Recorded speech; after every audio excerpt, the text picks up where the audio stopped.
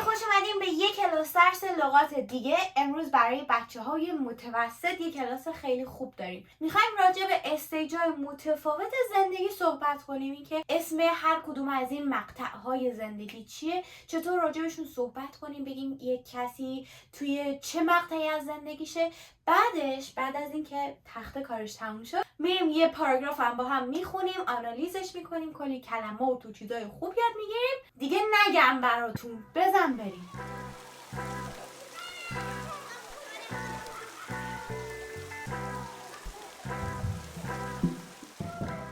Okay, so these are the stages of one's life.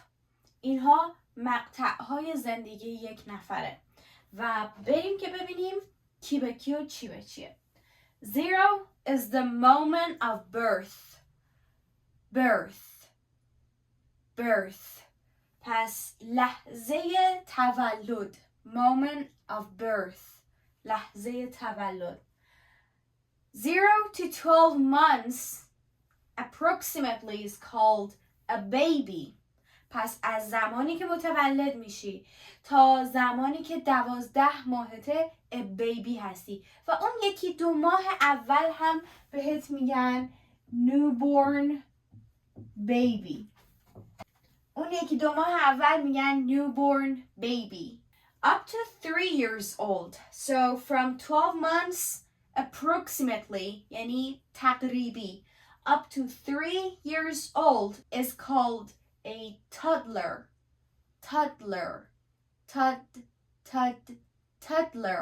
So بچه ما میگیم کودک نوپا یا همچین چیزی ما میگیم.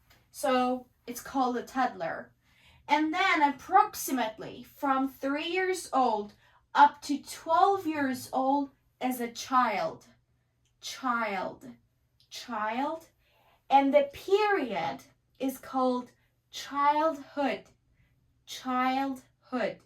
پس میگیم بچه یک نفر و میدونیم که جمع child میشه children و به اون مدت زمان بچگی، دوران بچگی میگیم childhood. The next one. Approximately from 12 years old up to 18 years old is called a teenager. پس کسی که تقریبا از 12 سالگیش تا 18-19 سالگیشه بهش میگیم تینیجر و وقتی که میخوایم بگیم کسی توی این مقطع زندگیش هست میگیم she is in her teens. They are in their teens. یعنی که توی اون دهه بین تقریبا 12 سالگی تا 18 سالگی هستن. Okay, 18 years old above is called an adult. بزرگسال. And for approximately 40 plus is a middle aged. کسی که میان سال، ما هم بهش میگیم میان سال. و اون کلمه approximately هم که میگم به این حالت نوشته میشه و به معنی تقریبی هست. Okay, so 40 plus is approximately middle-aged. Then 60 to 65 is retired. یعنی بازنشسته است. Is retired. And we call it a retirement. بازنشستگی. And 80 plus is old.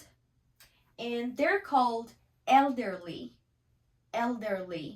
افراد پیر, elderly. So these are the stages of life. Let's just review them one more time. The moment of birth, baby, toddler, child, teenager, adult, middle-aged, retired, and old or elderly. حالا یک جملات و عبارات دیگه هست. اگر یک کسی اولای یه دهه زندگیش باشه، وسطاش باشه، آخراش باشه هم اینا میان تقریبا مثلا ما دیدیم میگیم اولای 30 سالگیشه یا همچین چیز، اولای دهه 30 سالگیشه، همچین چیزی که خب خیلی مرسومه توی انگلیسی استفاده کنیم و الان بریم اونا رو هم یاد بگیریم قبل از اینکه بریم سر اون پاراگرافه.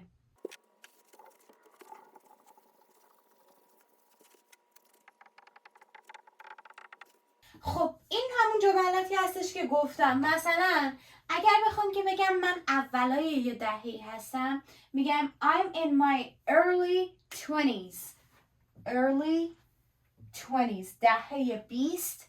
early 20s اولاشم 21 to 23 approximately. اگه بخوام بگم وسطای دهه 20 هستم، میگم I'm in my mid 20s. دیگه اون میشه مثلا 24 تا 26. پس در واقع برای وسطای یک دهه از mid استفاده میکنیم.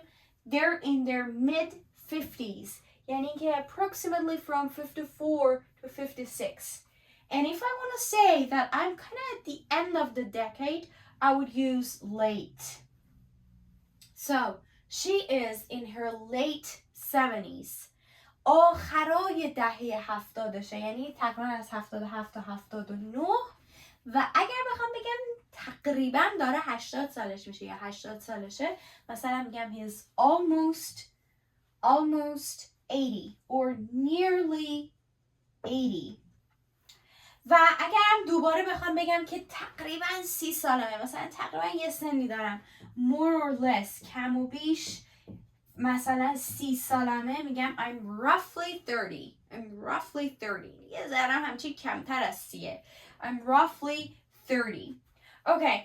این جملات بچه ها مثلا خیلی زمانی خوبه که حالا شما نخوای سن دقیق یکی رو بگی، اصلا نمیدونی یا میخوای توصیفش کنی و اینا، میتونی از این جملات استفاده کنی. مثلا میخوای راجع به یک کسی حرف بزنی، نمیدونی چه سنی داره ولی میخوای توصیفش کنی، میگه I believe he was a middle-aged guy, maybe in her early 40s. مثلا میگه که یه آدم میان سالی بود، شاید اولای 40 سالگیش بود. پس با این جملات در واقع ما میتونیم که یک نفر دیگر رو توصیف کنیم. حالا بریم سراغ اون پاراگرافی که گفتم. خیلی خوب، این همون پاراگرافیه که گفتم و بریم بخونیم و ببینیم که چه کلمات جدیدی یاد میگیریم. My grandmother's name was Mary. She's dead now. She died about 10 years ago when I was in my teens, but I remember her well. She was brought up on a farm in Wales, and her parents were very strict. As a teenager, they didn't allow her to listen to the radio or go to the parties in the village. In the end, she decided to leave home and get a job in Cardiff. At first, it wasn't easy, but she managed to find work, and she also met the man who became her husband, my grandfather. My mother was born 4 years later. She had a very different childhood. She grew up in a city. She was allowed to go to parties, and when she was in her teens, her parents let her stay out late. My mom is the same with me. خیلی خوب. حالا یک بار دیگه بریم سراغش ببینیم که معنیاش چی بود. اما قبل از اینکه من بخوام بهتون بگم، خودتون فکر میکنین مین آیدیا اینجا چی بود؟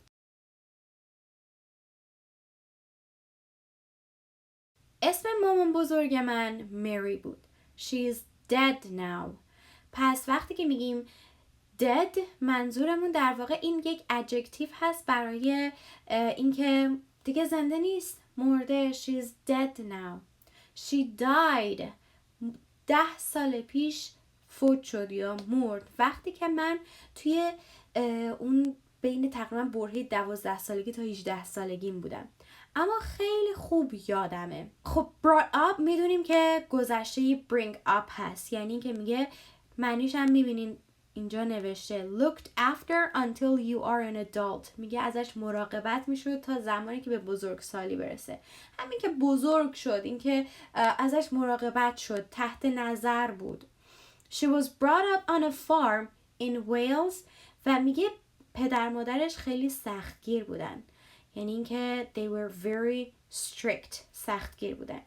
میگه به عنوان یک تینیجر اجازه نداشت که به رادیو گوش بده یا توی مهمونی‌های توی اون روستا و ویلجشون شرکت کنه. In the end، آخرش، finally, after a lot of time or thought، تصمیم گرفت که یک کار توی کاردیف پیدا کنه و در واقع خونه رو ترک کرد. میگه اولاش at first or at the beginning راحت نبود اما تونست مدیریت کنه که کار پیدا کنه و اون مردی رو هم پیدا کرد که الان که باش در واقع ازدواج کرد و پدر بزرگمه. So managed to find work یعنی اینکه she was able to do it but it was difficult. یعنی اینکه یه کار سختی بود اما از پسش بر اومد و مدیریت کرد. بعد میگه که مامان من 4 سال بعدش به دنیا اومد. البته دوران بچگی اون متفاوت بود. میگه اون توی شهر بزرگ شد، اجازه داشت به مهمونی بره. She was allowed to go to parties. و میگه وقتی که توی اون برهه تینیجریش هم بود بهش اجازه میدادن که تا دیر وقت بیرون بمونه. So stay out late یعنی که not go home until late. و میگه که مامان من خیلی شبیه منه. یک نکته هم اینجا داریم، یک نکته بسیار کاربردی. Let and allow have the same meaning. Let is slightly more informal and allow is often used in the passive. So my dad let me drive his car. I was allowed to drive my dad's car. You're not allowed to smoke in that room. پس میگه که let و allow دوتاشون یک معنی میدن، به معنی اجازه دادن. اما تفاوتی که دارن let یک مقداری غیر رسمی تره و زمانی که ما بخوایم از پسیو فرم یا همون غیر فعال و اینها استفاده کنیم که توی کلاس درس گرامر راجبش گفتم حتما ببینید. وقت میخوایم توی اون حالت استفاده کنیم از allow استفاده میکنیم. بیشتر استفاده میشه توی این شرایط. خیلی خوب، این درس در واقع از کتاب اینترمیدیت بود که درس 14 بود growing up. هرچند که اینجا نوشته ages and stages in the UK با دقیقا همین هایی که گفتیم توی آمریکا هم استفاده میشه. و صفحه 35 اکسرسایزش هست که اینجا میاد بهتون شرایط متفاوت میده، میگه که این کدوم استیج هستش و تمریناتش رو همونطور که میبینین حل میکنین. پس اگر که میخواین یک اسکرین شات از این صفحه بگیرین تا بتونین که حلش کنین. و در آخر مثل همیشه باز از خودتون سوال میپرسه تا در واقع به اینا میگیم real life situation questions. یعنی که سوالهایی هستش که در مورد خودتونه، ما جواباشو نمیدونیم و واقعا میخوایم ببینیم جواب شما چیه. خیلی خوب، اینم از قسمت امروز.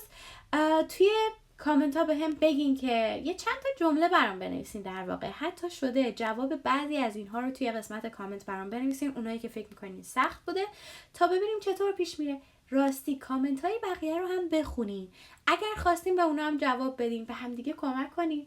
و ممنونم که این قسمت با من همراه بودین. اگه این قسمت رو دوست داشتین لایکش کنین تا قسمت بعد. فعلا